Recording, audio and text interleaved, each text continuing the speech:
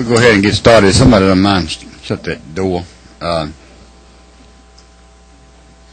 This is a meeting of the Health Subcommittee of Appropriations, and we are here to hear from Bill Todd on the Council Coalition's 08 budget request.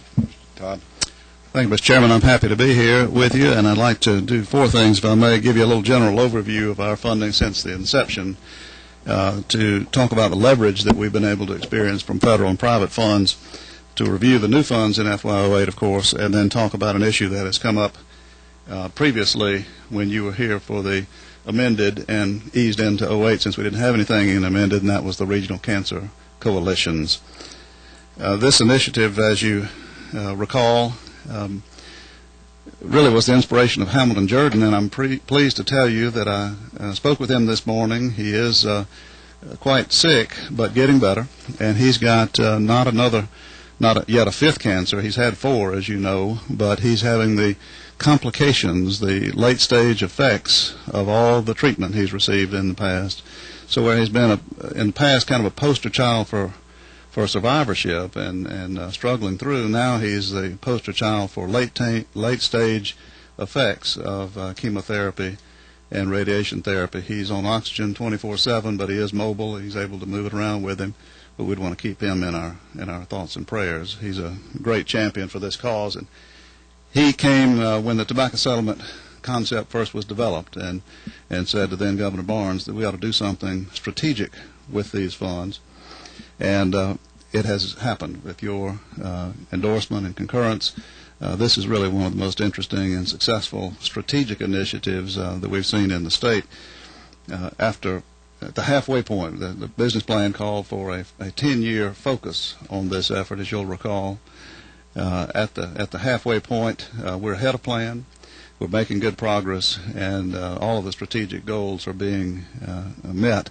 From the financial standpoint, which is of prime importance to this appropriations subcommittee, the state investment is being leveraged as the plan would suggest. If you'll recall, the business plan said let's allocate $400 million of the tobacco settlement over 10 years for this purpose, to invest in programs and projects and initiatives that would move the quality of cancer care up across the state. And let's leverage that with $500 million more of federal money, primarily from the National Cancer Institute, primarily peer-reviewed sponsored research, and then raise $100 million privately for a total war chest to put at this issue of $1 billion. And at the halfway point, we're on track with that, and I'm pleased to report that to you. The state's put in $245 million during that time, and the leverage has been significant, both from the federal side, $177 million, $127 private. So for every dollar the state's put in it, there's been a nice return, more than the business plan would have suggested even. Let me say a little bit about FY08, which is the subject at hand. You'll see on the tobacco settlement fund expenditure summary, page 35 out of the governor's budget recommendations, there is a nice increase that he is recommending, and I'll focus on those areas if I can. They're listed on the tracking sheet under 39.22, payments to the Georgia Cancer Coalition. The two big issues in FY08 that generated that increase from last year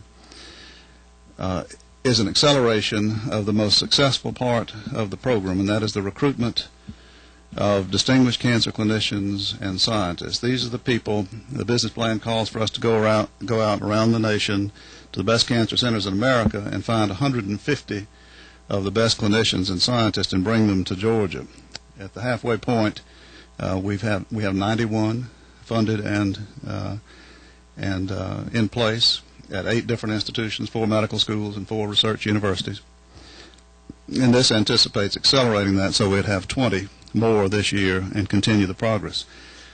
If you think about this as an investment portfolio, which is the way we do, much like a venture capitalist might. The whole portfolio is the amount the states put in, the amount the private sector's put in, the amount the federal government's put in. The leverage factor for these distinguished cancer clinicians and scientists is 7 to 1. The poster child for that program is Xiuming Ni at Emory, who we've invested $500,000 in, and he's brought in $35 million federal dollars. So that's the kind of return that will carry a portfolio a long way when you have that kind of outstanding. That's like having Google in your portfolio when it took off. That's the heart of the program. That's what has really made the numbers work. It's the key to the financial success of the initiative, and they're doing good work. And so the governor has concurred with our recommendation to accelerate the recruitment of those folks, and we would fund another 20. Additionally, one of the most intriguing parts of the initiative is the implementation of the Institute of Medicine recommendation on how we measure quality. As you know, quality in healthcare is a growing critical issue, and this is a mechanism to be able to measure quality, report it, and most importantly, create process change in the middle of that effort in order to improve the quality even further. It's a feedback mechanism. It's gotten great traction in a demonstration project we've had in Savannah at St. Joseph Candler Hospital, where we've taken those of the 52 metrics for quality that deal with breast cancer and demonstrated that it can work. This academic exercise that came from the Institute of Medicine can work in a clinical environment, and that they can capture and measure and deal with the findings and to create process change to improve the quality in breast cancer in Savannah. We have a second demonstration project underway in Rome today in lung cancer, because Northwest Georgia has a high incidence of lung cancer. We'll next go into a second breast cancer study and then move into the two big tumor sites, prostate and colorectal. So this $4 million that's recommended for the Cancer Information Exchange allows us to do 8 demonstration sites around the state, 2 for each of the big 4 tumor sites. As you know, the 4 tumor sites of breast, colorectal, lung, and prostate account for 53% of the deaths. So they're frequently called the big 4, and this would enable us to get into measuring the quality of care throughout the state. It is the first step toward a mechanism to really be able to display the 52 metrics in a dashboard format. Just like running a business, you would know what your quality indicators might be at any one time. And it's probably one of the great contributions that we're making to the state of cancer care in the nation. We have a bit of a head start in some other states because we got this grant from a local foundation to engage the Institute of Medicine. It's got traction. It's moving along well, and the governor, of course, is a data-driven kind of executive, chief executive officer, and he's enthusiastic about us moving forward with this. The third issue I'd like to really focus on is one that has come up before the committee. Representative Hughley brought it up when I visited with you on the 07 amended, and that is the mechanism by which we're supporting the 6 regional cancer coalitions throughout the state. We're recommending $600,000. The governor has that in his budget. It's a little confusing because it shows as 100. There's another 500 elsewhere in a line item. But it's a total of $600,000 for those 6 regional cancer coalitions. Yes, sir. Can you help me and members of the committee understand that? Because I'm trying to, Mr. Todd, I'm trying to follow what you're saying, and the documents that we have in front of us is this sheet. Yes, sir. And then the tracking sheet that has payments to the Georgia Cancer Coalition, and I was just talking to Margie then. I'm trying to follow. I see the $100,000, but where would the other? Did you say there'll be another $500,000? Where would that be on this sheet? Where is it? On the. It's in the Cancer Coalition Initiatives, the next to the last one. Yes, sir. So I mean, but what I assume you'll get to that in your remarks. But I mean, what are are these additions to the existing initiatives? Is that what that is? Yes. Okay, so we see what those are, but then what are the? If you could help us with a breakdown of what are the existing initiatives, the 2.275 million. Be happy to. It's Cancer Coalition initiatives, the next to the last line on page 35 of the budget recommendation summary. That includes the Georgia Cancer Cohort Study, which is a mechanism to go out and find 140,000 cancer-free Georgians and study them longitudinally over time in a prospective way, in a similar way to the Framingham Heart Study. This is something being conducted by the Rollins School of Public Health at Emory. The first pilot project is underway right now in Cordele. The second pilot's about to start in Roberta.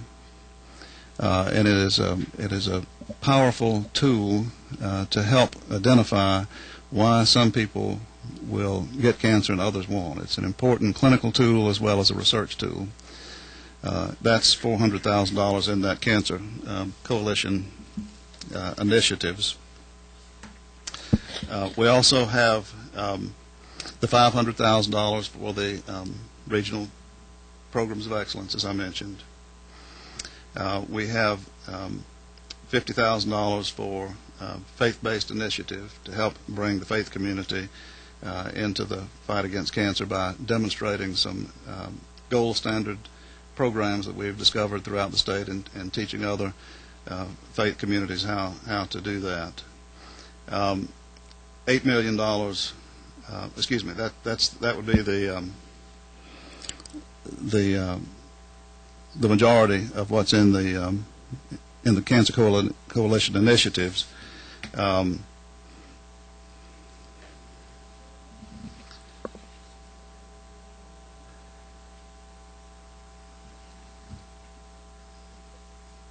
And there's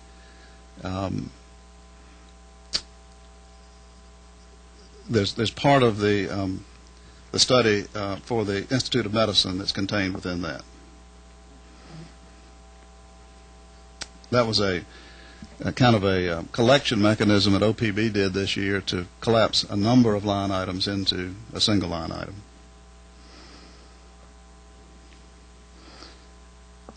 If you'd like to go down all of these lists, I'd be happy to do that.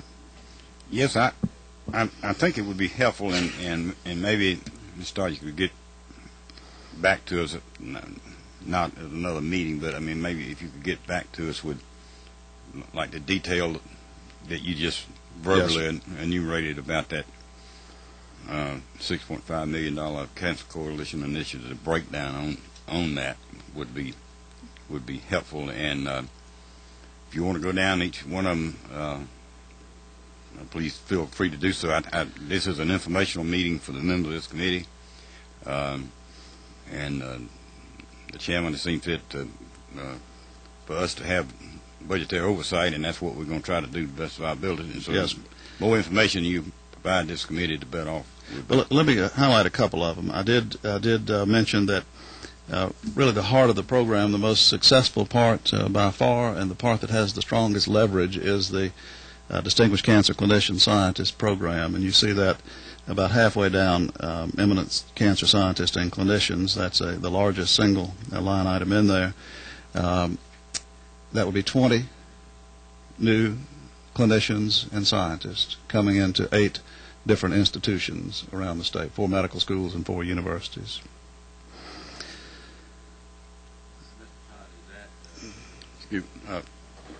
Representative Shaw, if you would, and I pull the microphone, and I think I'm told that I need to cut mine off and you need to cut yours on. So we'll see. On these cancer scientists and clinicians, 20. Yes.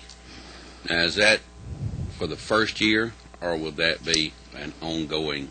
Will they continue to pay this for how long? It's a 5-year program. So the average is $500,000 per scientist or clinician. So it would be $100,000 a year. It starts and carries on for the 5 years. That's startup money to attract the people here, and the sponsoring institution is paying the rest of their cost of being here, their salary and other things, and they continue on after the end of the 5 years. So there are people going off every year now. We've been into it for 5 years, and there are people coming on, and there are people in second, third, fourth year, respectively. So it's a time-limited program, yes, sir. Okay.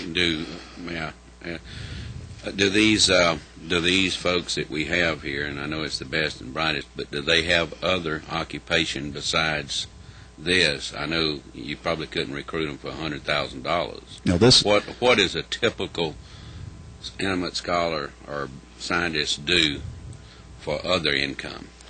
this is primarily their supplemental program. It's typically not even used for salary. In many cases, it's used to let them have postdoctoral students, travel money, the ability to bring in junior faculty members, and part of it.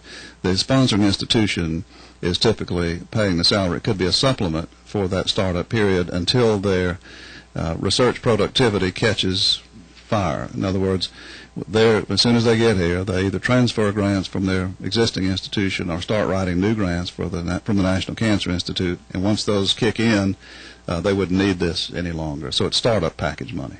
And then my last question, I'll follow up on this. If there's a royalty involved with something that they had done through research, yes, sir. How is that money? How is that handled? The intellectual property is owned by the sponsoring institution. So if they're at the Medical College of Georgia, MCG owns that intellectual property, and each institution has a policy on how they share that. Many times, sort of the typical is a third, a third, a third. A third of the royalty would go to the inventor, presuming some activity occurred, presuming it was commercially feasible and something flowed from it. A third would go back to the university, and a third would go back to the university within the department. But none of that would come back into the state? It goes to the... to the Cancer Coalition? No, sir. It goes to the participating institution, MCG, in the hypothetical that I use. And basically all that is controlled by Regents, is that right? Yes, sir. Yes, sir. Thank you. That's $1 million. While we're talking about MCG, you'll notice $5 million. The second largest line item in this is for what's called mission enhancement. That's not very descriptive. This is a repeat from last year and the year before, and it's an attempt to prepare the Medical College of Georgia to become our second National Cancer Institute Comprehensive Cancer Center. That's a long process of building up capabilities. As you know, they recruited a new cancer center director, dedicated a new building that was built with private money last year, a new research building. And this is to recruit more scientists at MCG and build a program so that they will be competitive in approximately 2012 to be the second National Cancer Institute Comprehensive Cancer Center. Georgia is the largest state in the nation without one now. It's a big hole if you look at a map of the United States. We don't have one.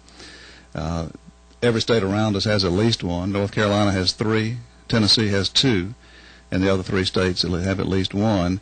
It's our job one. We've got to get that fixed, and Emory is very close. We've been investing heavily in Emory, as you know.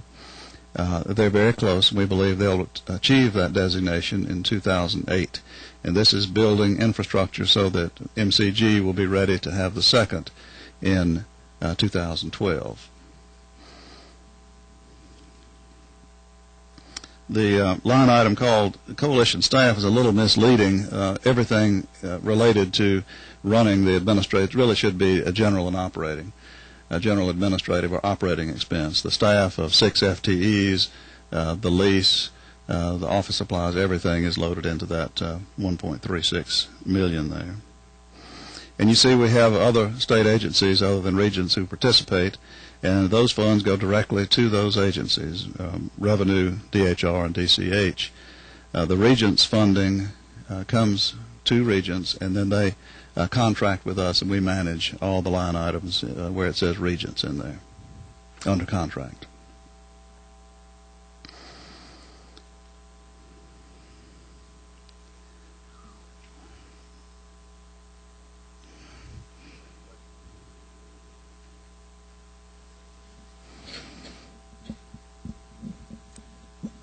There are a couple of things that are happening that are of great interest. We have this effort to correct this infrastructure defect, to get us a comprehensive cancer center. And at the same time, we have 2 or 3 really stretch goals to give us some national image that will help us to increase the quality of cancer throughout the state by increasing the flow of funding from the National Cancer Institute. One is the exchange, the Georgia Cancer Quality Information Exchange. The second is the Georgia Cohort Study. And the third is an effort to enable Georgia to be the first state in the nation to have a statewide clinical trials network. As you know, clinical trials is the way that discovery goes from the laboratory to the bedside. It has to go through the FDA approval process, the 4 stages of clinical trials. And the great barrier to that is actually having a system in place and having the ability to recruit people who are willing to go through it. Only 4% of cancer patients go through clinical trials. About 80% of childhood cancer patients go through clinical trials. And it's probably because relatively few children get cancer, thankfully. We only have 300 new cases of childhood cancer in Georgia a year. Now, I say only because that's a small number of the 36,000 new cases in total, but it's a tragedy, as you can imagine. An entire ecosystem is affected, the school, the church, the family, the neighborhood. It is a great tragedy when a child contracts cancer. But because they're relatively few, the national system is that almost all children participate in a clinical trial. The impact of that is profound because the quality goes up by the participation rate in clinical trials. Physicians who are treating a patient in a clinical trial follow a strict protocol that's monitored very carefully. And so we think that participation in clinical trials is not only the way to get discovery from the laboratory to the bedside quicker, but also a way to increase quality.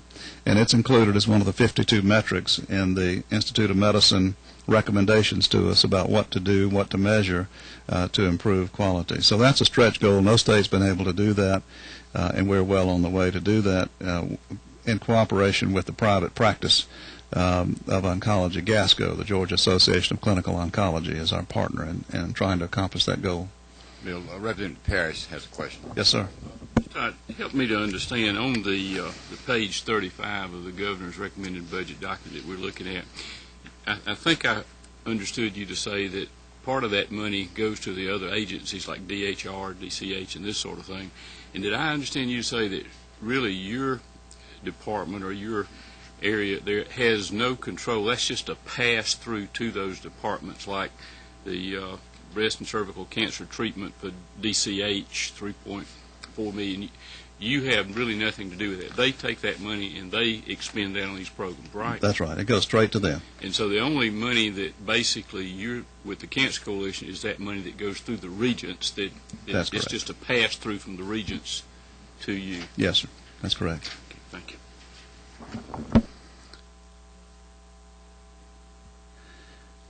The model that was developed almost 6 years ago now is working. The leverage that was predicted is there. In fact, it's ahead of plan.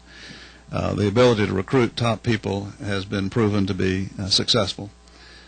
So I would encourage you, Mr. Chairman, to continue the trend. It is working. It is a good investment by the state. Private sector and the federal government are matching your money more than dollar for dollar. And I appreciate your support. Thank you, Mr. Todd. Let me ask you, if I might, a couple of questions. You mentioned the $600,000 for... Yes, I need to come back to that because that was a question from last time. Oh, okay. I'm sorry. I thought you were... Well, I'm glad you reminded me of it. Thank you. We have migrated to a system this year that is more like everything else in the portfolio that we manage. When we are funding 20 new 20 new cancer clinician scientists, 20 new positions, That's done through a competitive basis where the institutions in the state who might want to participate in that submit a proposal. We have a team of peer review panelists who evaluate the proposals and give us recommendations on who are the best, which are the best. This past year we had 14 positions to be funded. We had 42 proposals. It was good that there was that much interest. It was good that that many people wanted to come to Georgia. We only could fund 14, and we did it on the basis of trying to assess the best quality. The same thing with some of the other programs that we manage. For example, the breast cancer license plate program generates funding for breast cancer for mammography and breast cancer education for indigent women.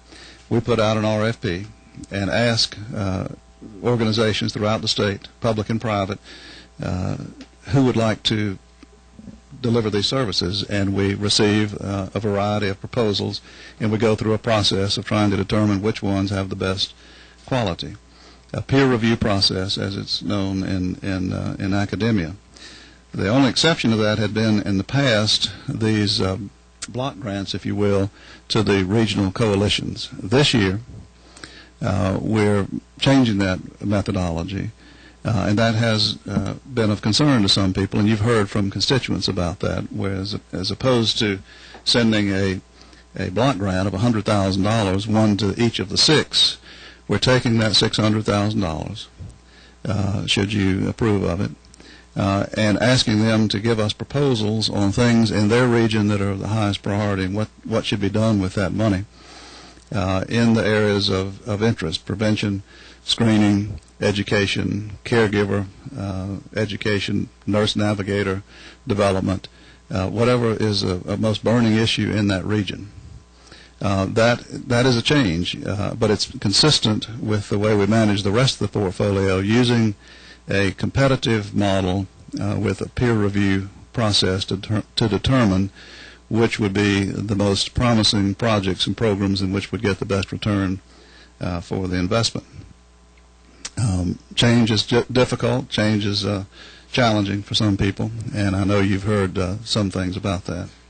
We think it's the right way to go. It's gotten good results in every other part of the portfolio. We think it'll produce handsome results in this mechanism too. These regional coalitions are very important. They are the distribution channels for much of the work that we do.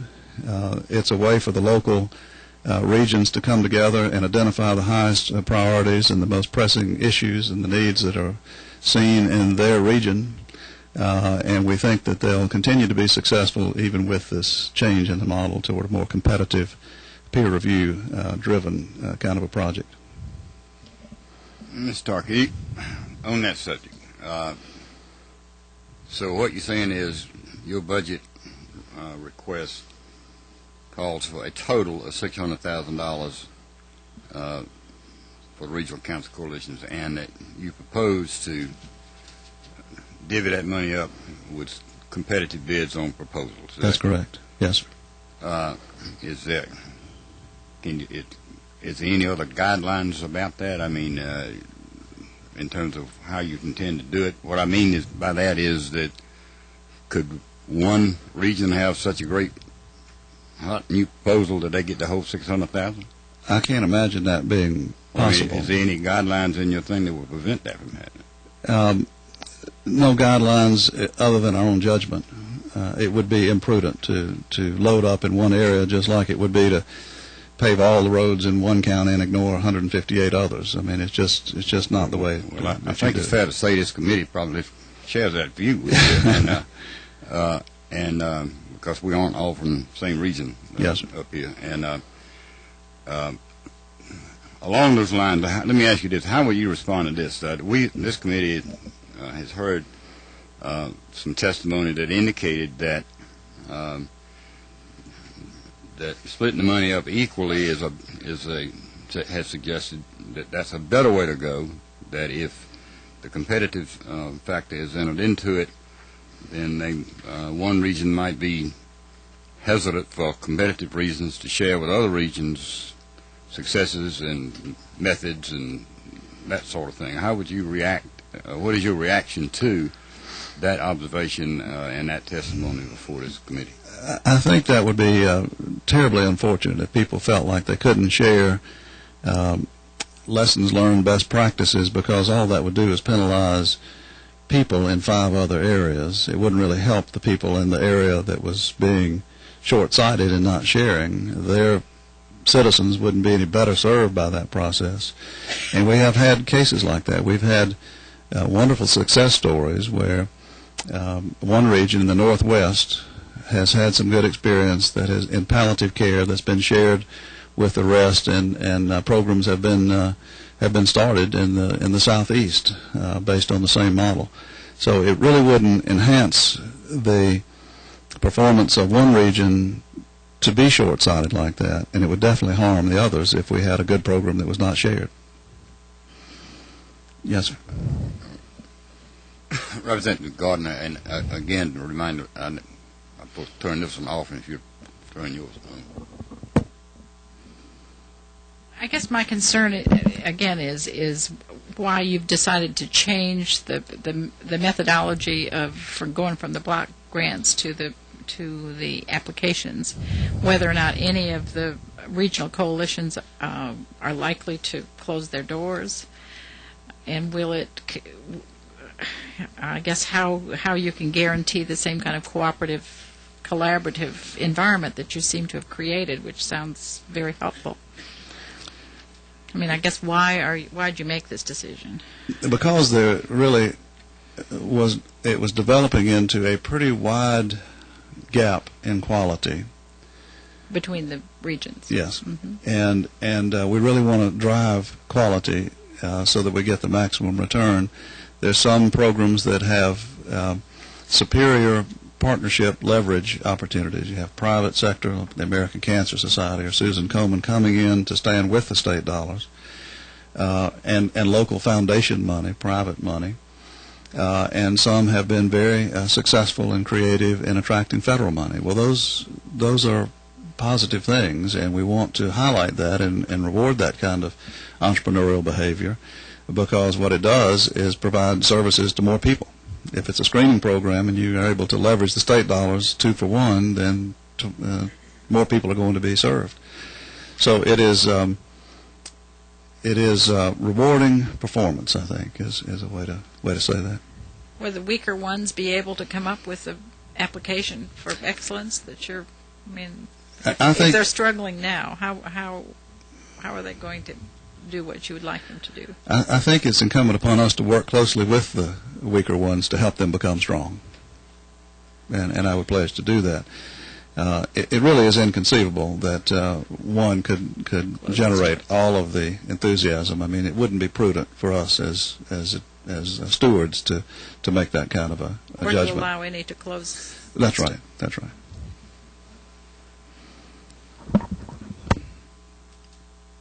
Representative Hughley. Thank you, Mr. Chairman. Thank you, Mr. Chairman. Along the same lines, how would you then envision, because you've been working with all these areas, you probably know where the strengths are, where the weaknesses are already. So how would you envision what type of distribution we can expect to see of the $600,000, since it's all going to be competitive? What would you say would be typical? I don't think the distribution will be very much different in terms of dollars. I think the quality of the programs that are coming forward will be superior. So in terms of the analogy I made of paving all the roads in one county and none in the other 158, I don't think we would see that. I think we would see good, prudent distribution, but a rise in quality throughout by going through the process. Well, I hope you can understand that as legislators, we are, kind of partial to our own areas, and we'd like some comfort level that our areas are going to be properly taken care of under whatever plan that you have. And it would seem prudent to me that you introduce competition at some level, but not the whole thing. And why did you not choose that as opposed to all the money's going up for competition? You mean a hybrid where we do half a block and half competition? That's one way to do it. We've put $7 million into these regional coalitions over the 5 years. The thought from the very beginning was that they would evolve into depending more on private and federal funding, and some have done very well with that. Some have done less well. We need to help those who've done less well, and not to count on this for their basic infrastructure. This is evolving into program funding. Thank you, Mr. Chairman. Representative Shaw.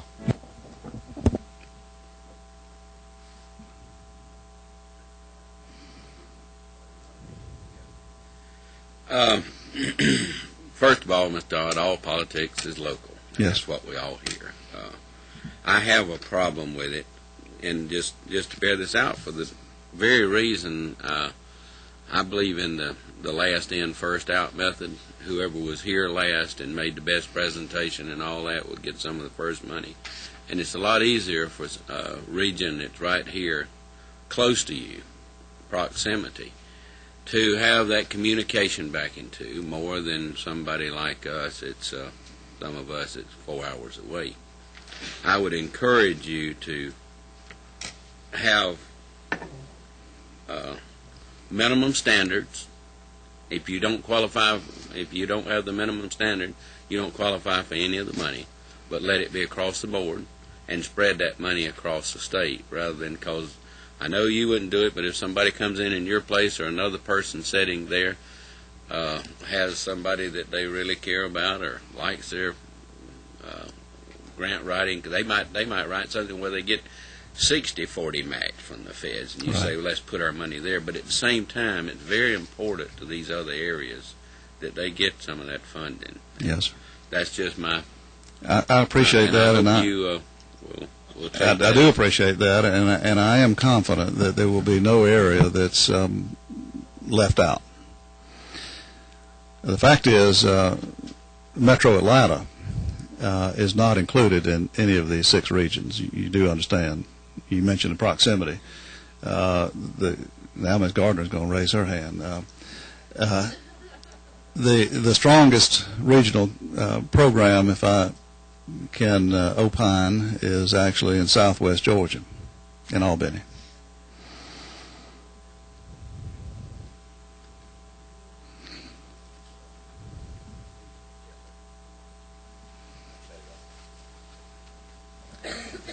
Mr. Todd, to follow up on this same subject matter, if my math is correct, and I think I heard you say you put $7 million in this in the last 5 years. Is that what you Yes, said?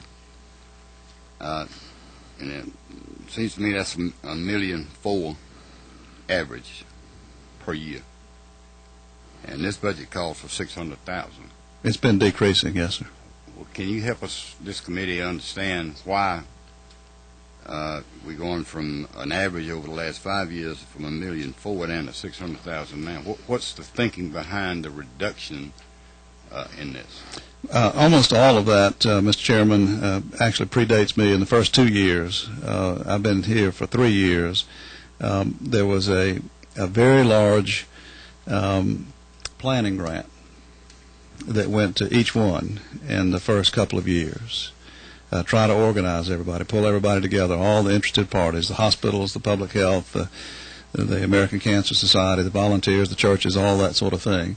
And that hasn't continued since I've been here.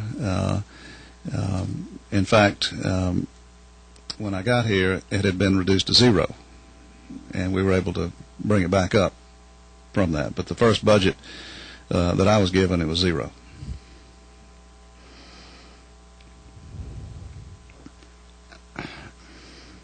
I guess one further question, I guess, is that in terms of whatever this subcommittee winds up recommending as far as any changes are concerned in the budget, you know, what I think I hear you saying is that the entire 600,000 will be up for competitive proposals to distribute the money. Don't you think? I mean, a bonus component of most compensation things is a lot more. There's certainly all people, 100% commissioned sales people who that's how it works. But I mean, most things have a component that is a set amount and then an amount over and above that if you do a good job, so to speak. If this subcommittee and then ultimately the full committee were to decide that that's a better way to go, I assume you would be amenable to something like that. Yes, sir. I'll work for you. Yes, sir. One final question from the chair, and I've heard this answer before, and I just can't remember what the answer is. Help me understand the thinking behind why we give $150,000 to the Department of Revenue for enforcement and compliance of underage smoking, and what do they do with the $150,000? Do you know? Yes, sir. They employ some undercover young agents who go in and try to buy cigarettes under 21, and if they're sold those cigarettes, a case is made against the store. Again, just from a historical perspective, and this may have happened before you came here, but why does this money come out of the council money, I mean tobacco money, versus why don't the department figure out how to do it? I did inherit this. It is a tactic that has been in from the very beginning, the same amount, $150,000, and it's designed, I'm told, to get at adolescent smoking rates. If it becomes harder to buy them, if the stores won't sell them, it may affect the smoking rate by young people under the legal age. You don't know how many undercover agents $150,000 buys you, do you? No, sir. I'll find out. Do you know what kind of results, how many cases they made, or anything? No, sir. I'll find out. If you could Yes, sir. help I will. us with that. Representative Gardner. My attention, Mr. I'm looking at this chart in the last page of your handout. I'm assuming this is your handout, and noticing that the totals for each of the regions is somewhat different already. I guess based on grants that they have gotten over the year. And I'm trying to understand what would be different in the new competitive scheme.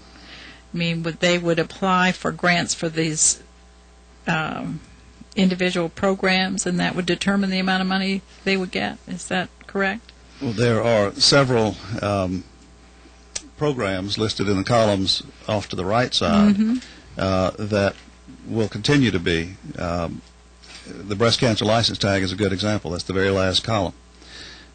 Citizens voluntarily pay an extra $25 to have a breast cancer license tag for two reasons. One, to show their support for breast cancer research, and two, to fund a program to provide mammography to low-income women across the state. Our regional coalitions and others propose projects for those funds, and they're awarded. Some of the awards are shown here, like East Central Georgia for $50,000 and so on. This is not all of them, because some people who propose are not the coalitions. There are other community groups. There are other efforts. So if they didn't have something in that column, what would that mean? Either they didn't apply or they didn't win. There's some of both. So they have already a There is procedure for competition in this application. program, yes, ma'am. Okay. The Avon match, of course, is is private money from Avon that we matched, and that's the Grady Center of Excellence.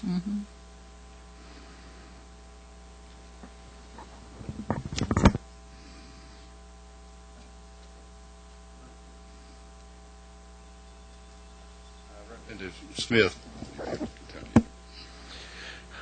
I've got a basic problem. I hope you can explain it to me. I'll try. Why do we need competition between the various coalitions? My feeling is that we need to give them a base funding and then any additional, maybe like the chairman said, just a grant or something? Because I have, when you're dealing with something like cancer, why should you pit one coalition against another?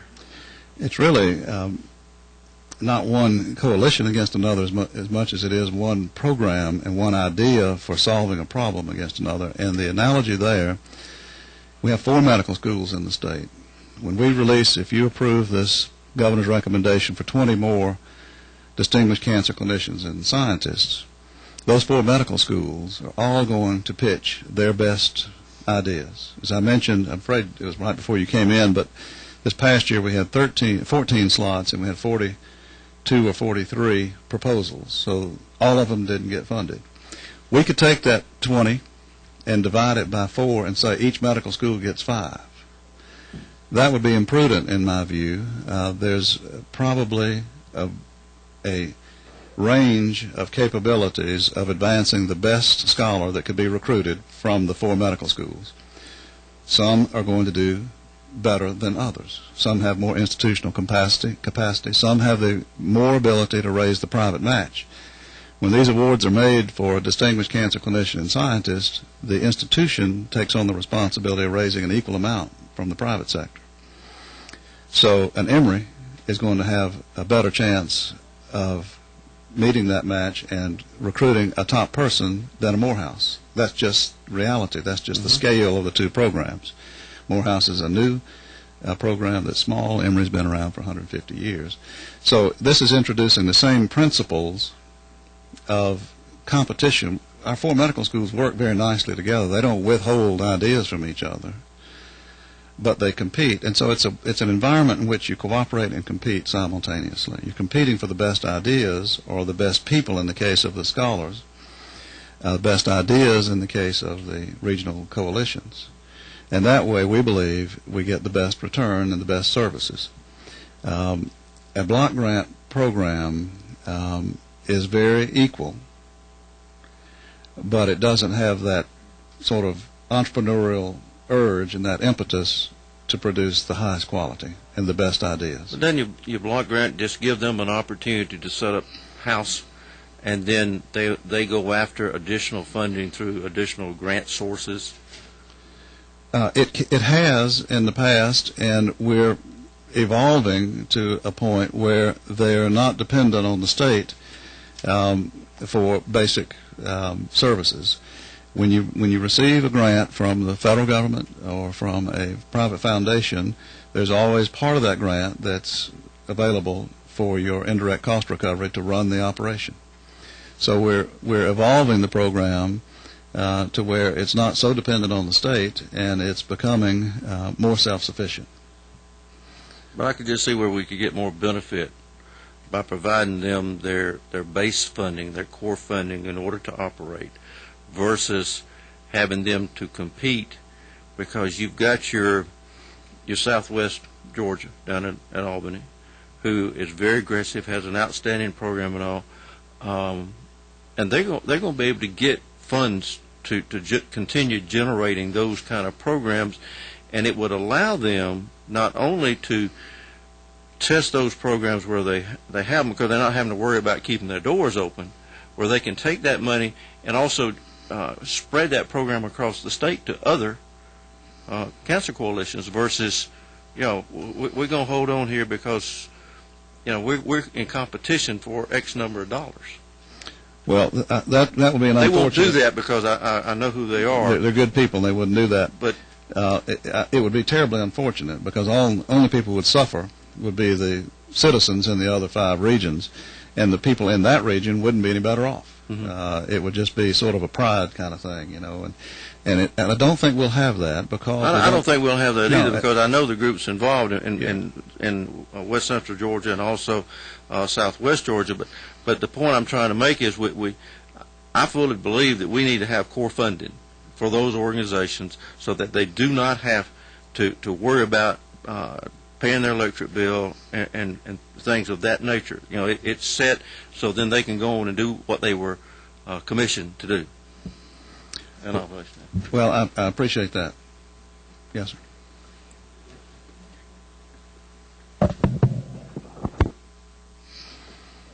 Any committee members had any additional questions of Mr. Todd? Not, we stand adjourned. Thank you, Mr. Thanks, Todd. sir.